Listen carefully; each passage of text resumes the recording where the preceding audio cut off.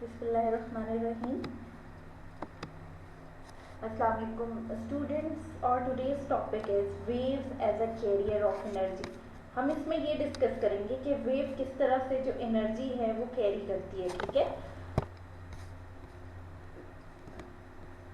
Now waves as a carrier of energy, इसको एक example की मदद से समझते हैं।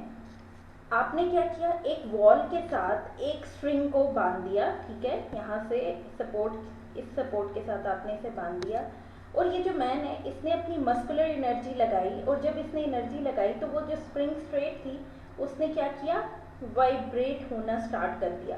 अब ये जो इसने वाइब्रेशन दी है, ठीक है, इस जो हैंड से डिस्टर्बेंस दी है उसकी मदद से पार्टिकल्स जो हैं वो क्या हो गए, स्ट्रिंग के पार्टिकल्स डिस्टर्ब हो गए और एक वेव फॉर्म आपको नजर आना शुरू हो गई।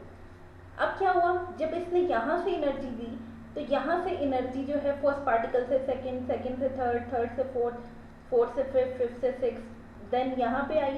ठीक है, देन अगेन उसने एनर्जी लगाई तो वो आगे को मूव करके पार्टिकल्स, ठीक है, और ये पार्टिकल्स एक दूसरे को एनर्जी देते देते देते यहाँ पे आए। ठीक है, अब ये वेव आगे इसी तरह कंटिन्यू करेगी आहिस्ता आहिस्ता।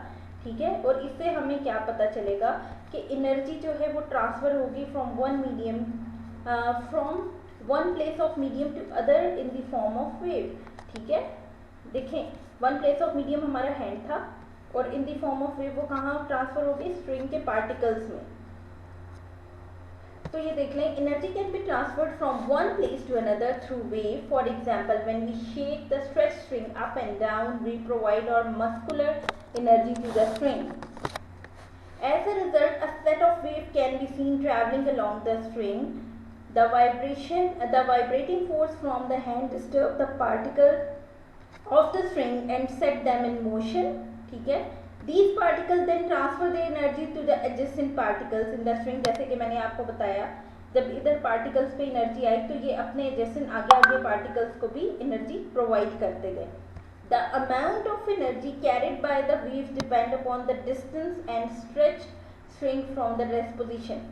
पहली जो चीज़ है किस पे डिपेंड करती है, डिस्टेंस पे डिपेंड करती है कि आपकी जो स्ट्रिंग है वो कितनी दूर है। ठीक है,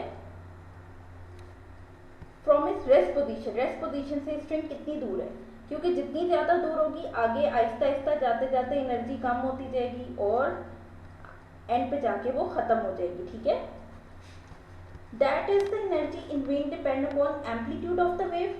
और एनर्जी सेकेंडली किस पे डिपेंड करती है, एम्पलीट्यूड पे। If we shake string faster, अगर आप स्ट्रिंग को तेज तेज मूव कराओ तो क्या होता है, we give more energy per second, हम पर सेकेंड ज्यादा एनर्जी दे रहे हैं, हायर फ्रिक्वेंसीज हमारे पास आएंगी, and the wave deliver more energy per second to particles at its move forward. और वेव ज्यादा से ज्यादा एनर्जी पार्टिकल्स को देगी और वो, ताकि वो आगे की तरफ मूव कर सकें। Water wave also transfer energy from one place to another. Water wave भी एनर्जी ट्रांसफर करती है एक प्लेस से दूसरी तरफ। वाटर के वेव की जो एनर्जी है उसको हम जो है समझते हैं एक एग्जाम्पल की मदद से। अच्छा देखिए, आपने एक स्टोन जो है एक पॉन्ड में फेंक दिया। ठीक है, एक तालाब में आपने फेंक दिया, आप क्या देखते हो, water waves will be produce on the surface of water. यहाँ पे देख लें, सरफेस ऑफ वाटर पे आपको वाटर वेव नजर आई। ठीक है, अब आपने कुछ डिस्टेंस पे एक कॉर्क रख दिया, ये कॉर्क कुछ डिस्टेंस पे रख दिया। जब वेव्स जो है, when wave reach the cork, जब वेव्स इसके पास आएगी तो आपका कॉर्क क्या मूव करेगा, up and down along with the motion of water particles by getting energy. अब ये देखो, अप एंड डाउन मूव करेगा और क्या होगा, वेव आगे की तरफ मूव कर देगी लेकिन कॉर्क अपनी पोजीशन चेंज नहीं करेगा। तो इसका क्या मतलब हुआ कि वाटर वेव जो है उसने एनर्जी, देखें आगे वेव का जाने का मतलब है एनर्जी ट्रांसफर हो गई आगे, लेकिन मैटर ट्रांसफर नहीं हुआ।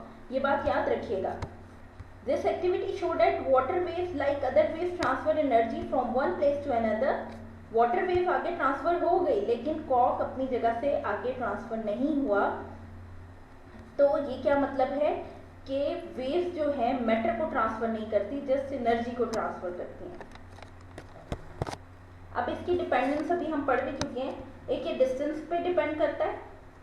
ठीक है, जितना करीब डिस्टेंस होगा उतनी उतनी ज़्यादा जो है आपके पास बड़ी वेव आएगी, जितना दूर होगा उतनी ज़्यादा वेव जो है एनर्जी जो है जाते जाते जाते वहाँ तक कम हो जाएगी। एम्पलीट्यूड ऑफ वेव पे डिपेंड करता है। ये एम्पलीट्यूड क्या होता है, हाईएस्ट या मैक्सिमम डिस्टेंस, उस पर डिपेंड करता है। और फ्रीक्वेंसी पे, फ्रीक्वेंसी क्या होती है, नंबर ऑफ वाइब्रेशन पर सेकेंड, इन पे डिपेंड करता है। इन तीन फैक्टर्स पे आपकी जो है वेव जो है वो जो कैरी करती है एनर्जी, इन पे डिपेंड करता है।